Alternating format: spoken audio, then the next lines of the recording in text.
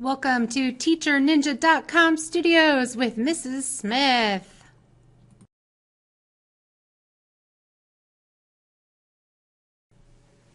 TeacherNinja.com Studios presents Filling Out a Notetaker, Publication Information. This video covers finding the publication information from a source that you will need to fill out the top part of your notetaker. Before watching this video, you need to download the following document, Database Notetaker Sample.docx. It's available on our class blog. Also, before watching this video, you should be familiar with how to use a database. I will be using ProQuest for the purposes of this tutorial. Please pause this video until you have the database notetaker ready to go. Now that you've downloaded the database notetaker sample, make sure that you save it to your own documents folder or hard drive in such a way that you can find it. I'm going to call it database notetaker sample _ls for my initials because my name is Leah Smith, so my initials are LS there. And in this video, I'm going to go over how to find this information that you need at the top of your database, all the information about the source itself that's going to help you when you do your Works Cited page and your Annotated Bibliography and your In-Text Citations. Because if you don't get this information down correctly, you're not going to know how to format the other information to properly cite your sources. So go ahead and put your name here. I'm going to type my name. Period number. Go ahead and use your LA period since we're doing this mostly through LA here. And put down today's date so that you know which day you took the notes.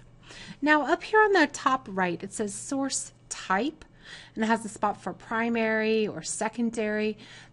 The source type is a separate line than the primary or secondary. These are separate things, and I'm going to go over how to look at those in a little bit. Just leave those blank for right now. So first of all, you need the title of the article. Now, I went to ProQuest, and I searched for Dred Scott decision. It's a legal case in 1857, had big implications for African American rights. You'll learn more about this in 8th grade and the progression from this to Plessy versus Ferguson, the era of Jim Crow, all the way up to the Brown versus Board of Education. Not a great time for African American rights, but the Dred Scott decision is a really landmark decision along this interesting path. So anyway, that's what I searched for. So I've used ProQuest, searched for Dred Scott. Now I'm going to go over here. The first thing I need is my title of my article. So the title of my article is right here, Revisiting Dred Scott, Prudence, Providence, and the Limits of Constitutional Statesmanship. And I can just select that. I can right click and copy. Control C is also the keyboard shortcut for copy. Come right over here and I'm going to Control V to paste that into my document. The formatting got a little wonky there. I'm going to use the the shrink font button here. That helps shrink the font one size so it takes up a little bit less space. So there's the title. Now we need the author or editor's last name, comma, first name. So we're going to look over here. Here's the author's last name, comma, first name. And if this person had edited it and not authored it, it would have an ED at the end. Editing is when you compile things from a bunch of different sources, or perhaps you're editing like an encyclopedia where you have a lot of different information coming together. Most of the articles you're going to find are going to have a single author or no author listed, which is a different sort of article as well. But so here's our author, and we can sorry, I'm trying to select it so that I can copy it. I was able to do it last time, but I am not having a lot of, there we go, copying it there, take it back over to my note taker, and I'm just going to paste it in right here again using the Control V shortcut. Database used. This is important so that you can help find your information again, and you can verify where you got your information and that it was a legitimate source. So I'm going to write down ProQuest because ProQuest is what I use to find this piece of information. Now, something to keep in mind about ProQuest and databases in general, which is what you're starting out with for your research, is that they are pulling information from a large variety of sources, digitizing it, and putting it in a searchable database for you. So it takes a little bit of work sometimes to figure out what the original source was, because even though I'm viewing this on the web, and yes, I have a URL up here, it is not a web page. This is an article that appeared in a scholarly journal that has been digitized and then ProQuest has made searchable, which is a really great system. Used to be you had to search by keyword using card catalogs, and back in my day we had to request the actual journal to be sent to us. So that was really difficult, but at least we knew what the source was because we had to actually open the journal and read the article to take the notes. So you have the power of the web harnessed here to search all of this stuff digitally, but it takes a little bit of hunting work to make sure that you understand what the original source was before it was digitized and put into ProQuest for you or the other database that you're using. So this says here, Perspectives on Political Science. And if I hover over, it says click to search for more items from this journal. So I can tell that this is a scholarly journal. So I'm going to copy, I'm just not having a lot of luck with this copy this time. Here we go. I'm going to copy this here, go over and paste it into the original publication title. So this is the name of the scholarly journal in which this information is found. And I got out of order a little bit. So we have our scholarly journal name over here. After I put in ProQuest, I meant to put the web address here. You're just going to copy this right here and put it in your note taker. Now, you are not going to cite this anymore as far as for MLA style. You're not required to put the web address because it does change so frequently now. That's new as of 2009, 2010. But the reason I want you to keep it, and it made the formatting weird there, so if you'd rather put it at the end of your document, you could do that, whatever works for you. The reason I want you to have the URL is so that you can find this article again without having to search all these different parts, so that you could go back and take more notes if you needed to, or you could send someone else to this particular publication. All right, so original publication, the title of it is Perspectives on Political Science. Now we need to find out what kind of publication it is. This is from a political journal. I covered that when I hovered over this, that popped up, but I don't think that shows up on your screen. But this is a scholarly journal. So now is where I'm going to go back up to the source type, because that's what we're asking for on this line right here. Asking what type of source you use. So it might be an encyclopedia entry, it might be a magazine, it might be a newspaper, etc. But you want to put the type of source up there.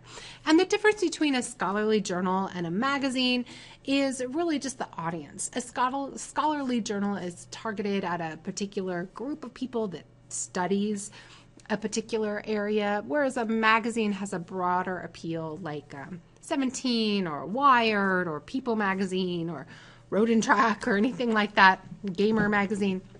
Those have a wider appeal. Scholarly journals have a more targeted approach. So it's a scholarly journal.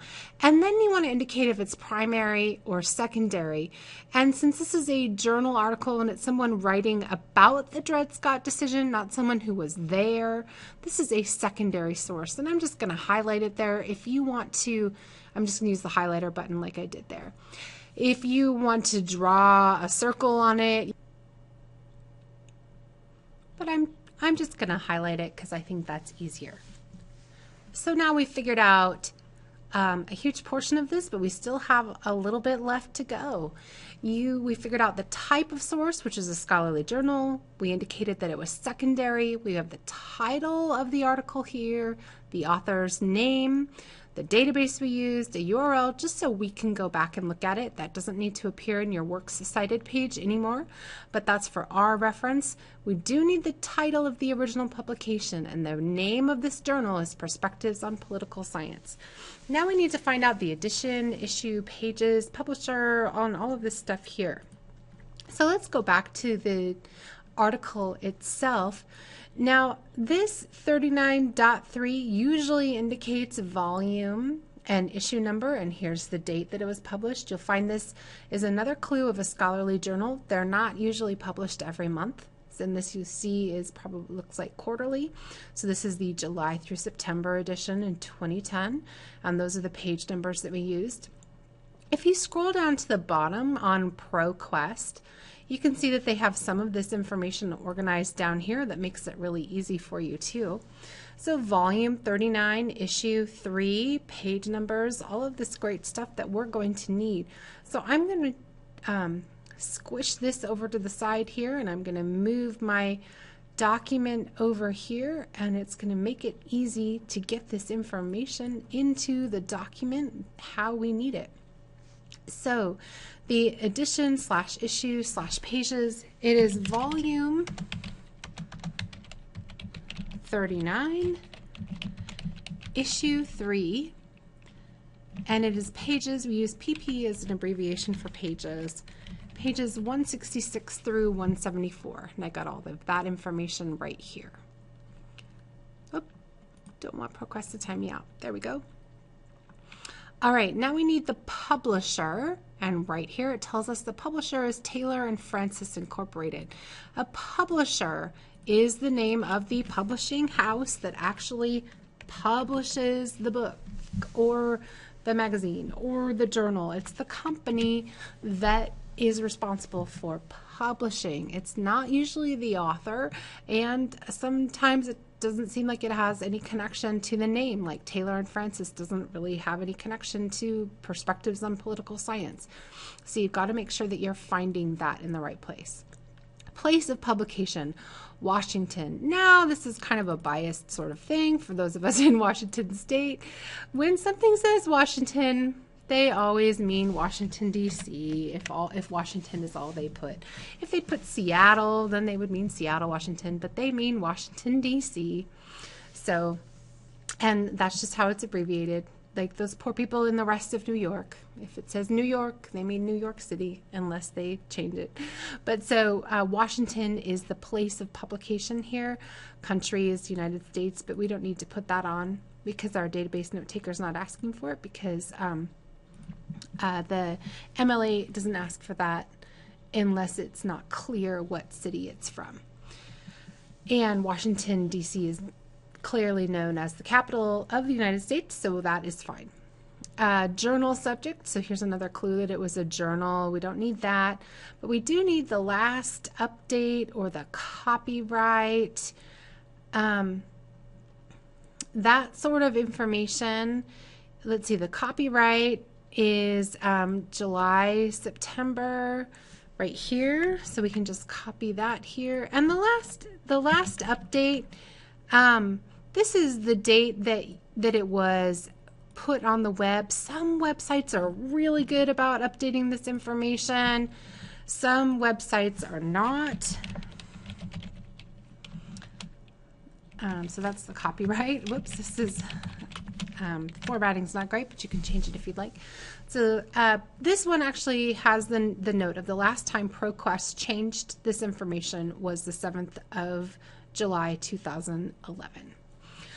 Site sponsor. There's no site sponsor here. A site sponsor is usually, you're usually not going to find one if you're using a database. This is going to be if you find a web page. A lot of sites will be sponsored by someone. It's important to know who that sponsor is because it can affect the bias. And accessed online, today is the day we are accessing this online. So we're going to write that right in there. Date of publication, we need to go back and do that. The publication date is July through September 2010, right there. Whoops, clicked on something funny there. So I'm going to cut and paste that again. And this is formatted for like day, month, but it's not always that way. If you were looking at a newspaper article, it would be a particular day. But since it's a scholarly journal and it only comes out quarterly, that's the date there. All right, now it asks for pages used. And you're not often going to use that unless you are looking at a book or unless you are looking at an article that is multiple pages long. In this case, if we go back over to our source, it tells you which pages it pulled from, but it doesn't tell you which page which information is on. And I would read this whole section and take notes on it. So I'm just going to leave that blank. So again, that's mostly for if you're using a book and you're just reading portions of it. All right, so hopefully now you have a better idea of the information that you'll need to fill out the top of your database note taker. If you're not using a database, you can still use the same note taker. You just won't, you'll put NA here for not applicable because you're not using a database to find it. Once you have a better idea of what you're researching, you can use other methods to find information. You might be searching the National Archives, on that site directly. You might be using other places that you're searching. You might be using the Google at that point, but after you've done some work with the database note taker, then you can move on to there. And again, in those cases, you will not be filling out the database. But you're going to want to make sure when you see those sources to figure out what the site sponsor is so that you can be clear to include what kind of bias might be included in that work. Great. Well, hopefully that answers the questions that you have about taking notes with a database.